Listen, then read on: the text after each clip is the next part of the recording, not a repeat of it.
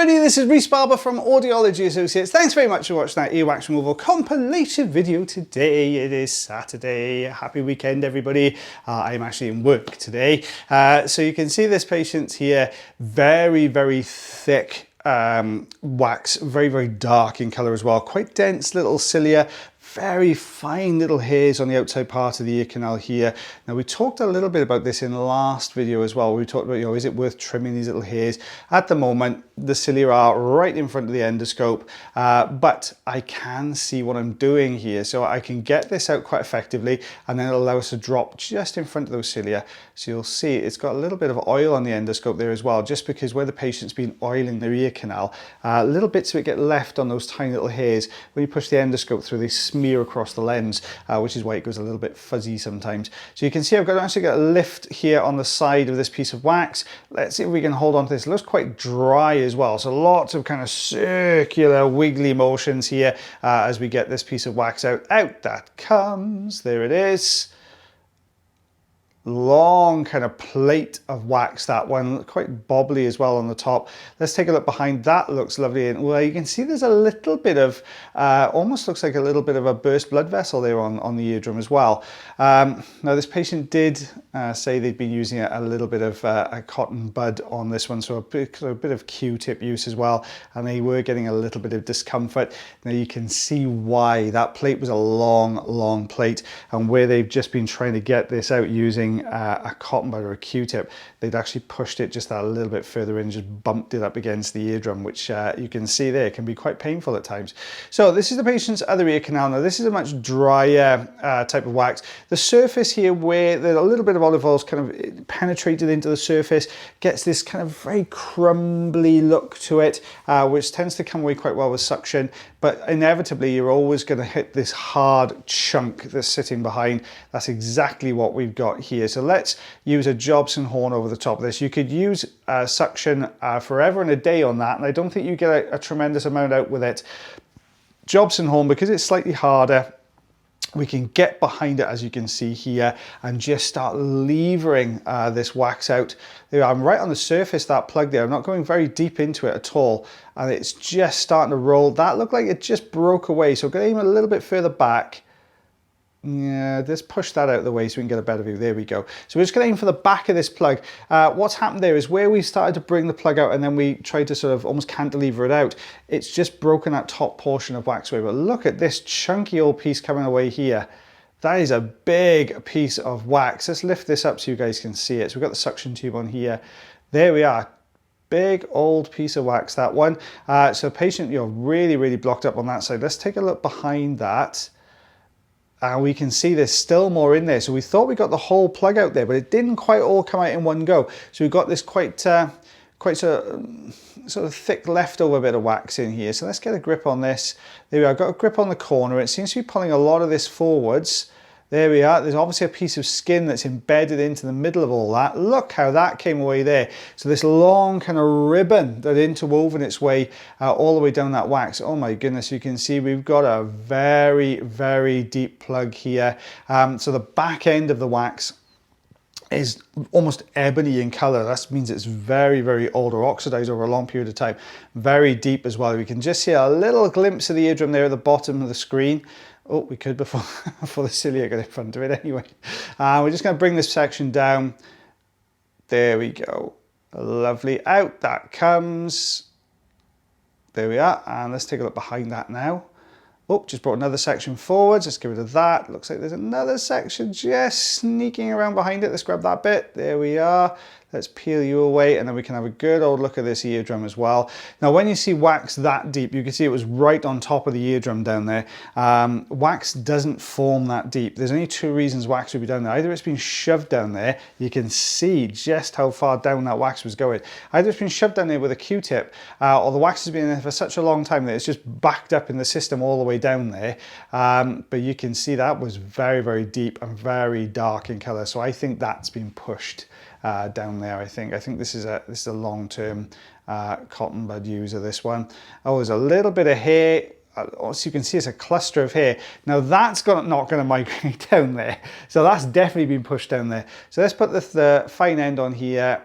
Hair's always a difficult one when it's this deep, especially if it's in a clump. Sometimes you're lucky and the clump will stay together.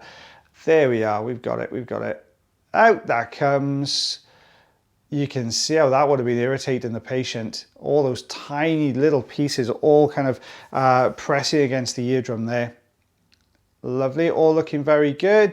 This is what it looked like before, and this is what it looks like after. So this is what we removed. So just over 3 centimeters, just under 1.25 inches on that one. And you can see that central plug. That was the one we pulled out of the second ear there. A really, really thick block of wax, that one. So yeah, a good one, that one. So this is our second patient in the compilation. You can see another humid ear canal here. When we take a look behind, we put the suction tube in, we've got this kind of wall of wax in here. Now this is either going to be really well behaved and come out very quickly, or it's going to be an absolute nightmare. As you can see here, it's very sticky around the outside edge, which is great. So if I can unstick that, that means that central core of wax there is going to come away really easily.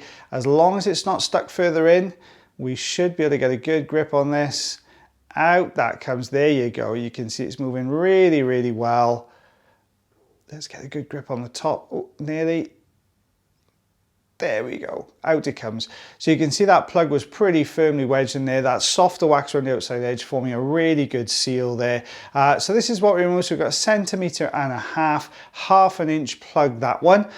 So a nice, quick and simple one there. I wish they were all like that. But that was a really, really nice one to do. Almost a perfect piece of wax, hardcore and then soft around the outside edge. Great one to do.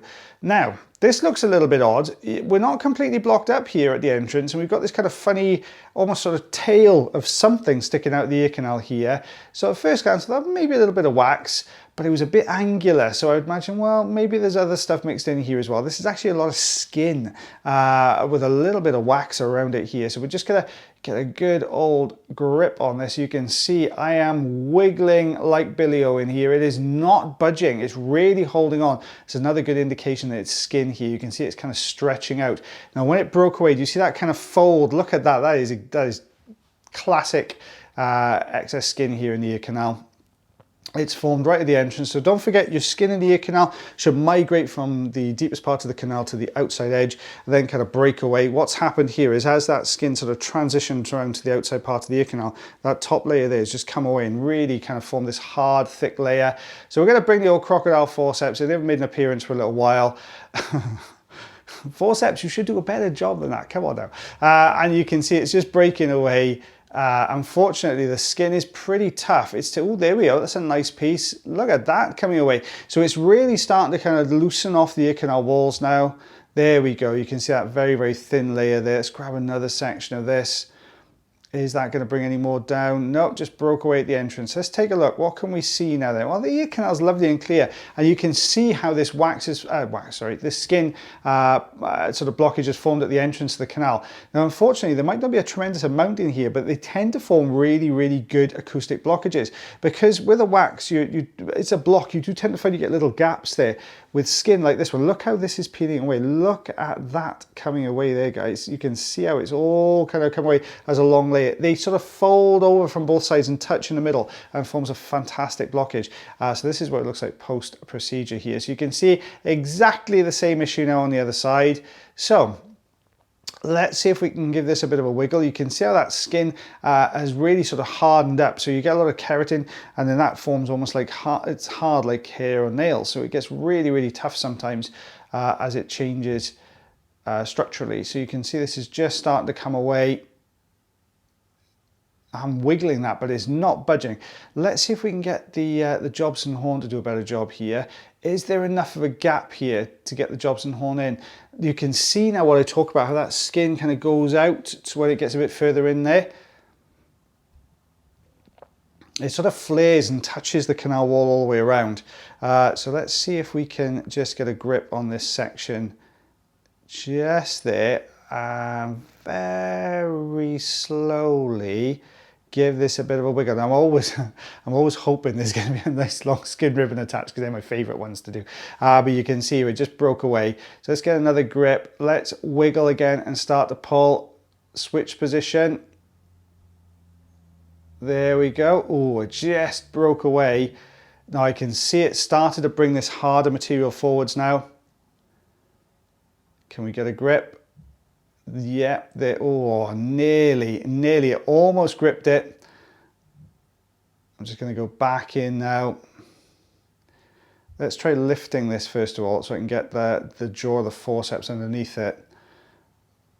It's my fault, that one. I didn't quite grip it hard enough. I was afraid of tearing it, but it's quite tough stuff. So as I tried to get a grip, it wasn't really pulling it, just the forceps slipped off. There we go, look at that, can we wait? Oh, did you see that piece of skin that was going through there? You can see where it was attached. It went about halfway down the ear canal. So this is what it looked like before, and this is what it looks like. Oh, that was a bit quick, I'm so sorry. But this is what we removed. Look at that, that's what, 7.5 centimeters, 3 inches.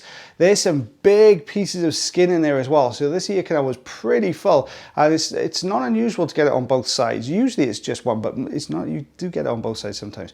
Well guys, I hope you enjoyed that video as much as I did voicing it over. I shall see you again now on Tuesday. So as always guys, take care of yourselves, take care of your ears, and take care of one another. And I'll see you again real soon. Bye everyone.